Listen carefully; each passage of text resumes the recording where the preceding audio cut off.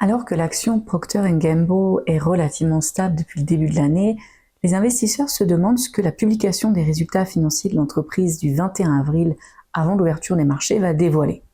Nous allons donc parler dans cette vidéo des difficultés qui impactent les chiffres de l'entreprise, les attentes des professionnels de Wall Street concernant ces résultats financiers du troisième trimestre fiscal de 2023, puisqu'il faut le rappeler, l'année fiscale de l'entreprise Procter & Gamble va de juillet à juin.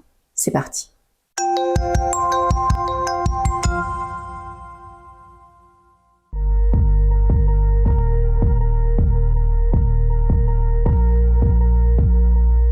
L'entreprise Procter & Gamble, ou P&G, a été créée en 1837 et est aujourd'hui une importante multinationale américaine qui propose des produits de biens de consommation courante, notamment dans le secteur de l'hygiène et des produits de beauté.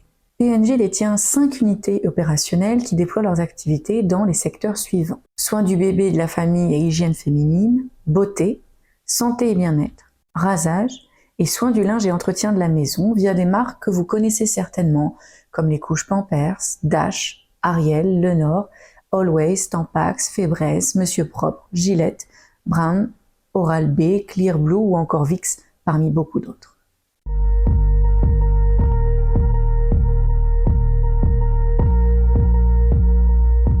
Les ventes nettes de la société pour l'année fiscale 2022 se sont élevées à 80,2 milliards de dollars, soit une augmentation de 5% par rapport à l'année précédente. Les ventes organiques ont-elles augmenté de 7% grâce notamment à une augmentation des prix des produits de la société, à un mixte positif et à une augmentation de 2% du volume organique. Le bénéfice net dilué par action était de 5,81 $, soit une augmentation de 6% pour l'année fiscale 2022 par rapport au bénéfice net dilué par action de l'année précédente. Le flux de trésorerie d'exploitation, lui, s'est élevé à 16,4 milliards de dollars et la société a reversé près de 19 milliards de dollars à ses actionnaires sous forme soit de dividendes, soit de rachat d'actions. Parmi les unités opérationnelles ayant les ventes nettes les plus importantes en 2022, on retrouvait en première position l'unité soins du linge et entretien de la maison avec 35%, suivi de l'unité soins du bébé, de la famille et hygiène féminine avec 25%, l'unité beauté avec 18%, l'unité santé et bien-être avec 14% et l'unité beauté avec 8%. En termes de ventes par zone géographique en 2022, on retrouve d'abord l'Amérique du Nord avec 49%, l'Europe avec 21%, la Chine avec 10%, l'Asie-Pacifique avec 8%, l'Amérique latine avec 6% et l'Inde, le Moyen-Orient et l'Afrique avec 6%.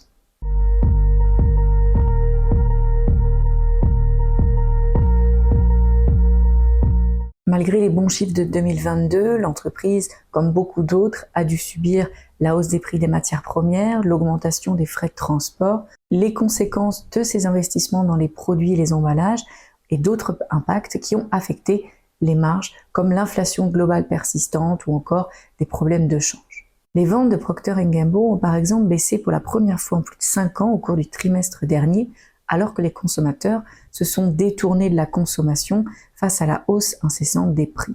L'entreprise a en effet augmenté ses prix de 10% pendant le dernier trimestre par rapport à la même période l'année précédente. Au cours de l'année écoulée, les entreprises axées sur la consommation se sont relativement bien comportées, puisque les clients ont continué à dépenser malgré l'augmentation des prix, ce qui a stimulé les bénéfices des entreprises. Malgré tout, les résultats les plus récents indiquent que cette escalade des coûts de l'énergie, du transport, de la main-d'œuvre que les entreprises ont répercuté sur les prix finaux payés par les consommateurs commence à avoir un impact sur les décisions d'achat, les décisions de dépenses des différents acteurs économiques. Donc, de nombreux acheteurs se tournent vers des marques moins chères ou achètent moins de produits. Les ventes de Procter & Gamble ont par exemple baissé de 1% le trimestre précédent. C'est la première baisse annuelle depuis la mi-2017. Les bénéfices ont également chuté pour un deuxième trimestre consécutif, en reculant de 7%, notamment à cause des variations de change. Bien que l'entreprise réalise, comme on l'a vu, un montant important de son chiffre d'affaires aux États-Unis, elle réalise tout de même près des 2/3 de ses ventes hors des États-Unis, ce qui signifie qu'elle doit faire face aux fluctuations du taux de change, notamment par rapport au dollar américain. Le directeur financier du groupe avait d'ailleurs déclaré en janvier 2023, lors de la conférence téléphonique sur les résultats, que l'impact des taux de change était le plus important que l'entreprise n'ait jamais subi sur un exercice fiscal. En janvier, l'entreprise s'attendait à ce que l'effet de change négatif réduise son chiffre d'affaires annuel et son bénéfice net de respectivement 5 et 12%, soit une diminution d'au moins 1,4 milliard de dollars. Et sur ce montant, le groupe prévoyait qu'1 milliard serait imputable aux fluctuations des devises, notamment de la Russie, de l'Ukraine, du Japon, du Venezuela, de l'Argentine et de la Suisse.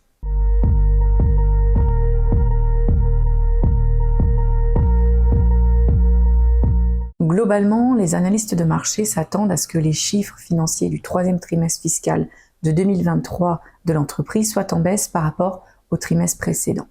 L'estimation du consensus de la société de recherche Zacks anticipe des bénéfices de la société par action de 1,32 $, soit une baisse de 0,8% par rapport au même trimestre l'année précédente. En ce qui concerne les revenus de la société, Zacks s'attend à un chiffre de 19,32 milliards de dollars, soit une baisse de 0,3% par rapport au même trimestre l'année dernière. Lors de la conférence téléphonique sur les résultats du trimestre précédent, l'entreprise avait aussi prédit que la hausse des coûts des matières premières et du fret persisterait tout au long de l'exercice fiscal 2023. Donc les investisseurs vont être vigilants aux nouvelles annonces, aux nouvelles prévisions de l'impact de ces facteurs sur les marges de l'entreprise. De plus, la société envisage une croissance organique hors effet de change et changement de périmètre des activités de 4 à 5% pour cette année 2023 qui se terminera en juin. Il s'agit d'une amélioration par rapport aux 3 à 5% de l'estimation précédente. Mais il faudra vérifier justement lors de cette publication si ces prévisions vont encore s'améliorer ou si au contraire elles vont se dégrader. Procter & Gamble avait aussi anticipé une baisse de son chiffre d'affaires dans une fourchette allant de -1 à un niveau équivalent à celui de l'année précédente. Merci à tous d'avoir regardé cette vidéo sur Procter & Gamble jusqu'au bout. Je vous souhaite un bon trading si vous comptez profiter des mouvements de prix potentiels déclenchés par la publication des résultats de vendredi. Bonne semaine à tous, à bientôt sur la chaîne du trading.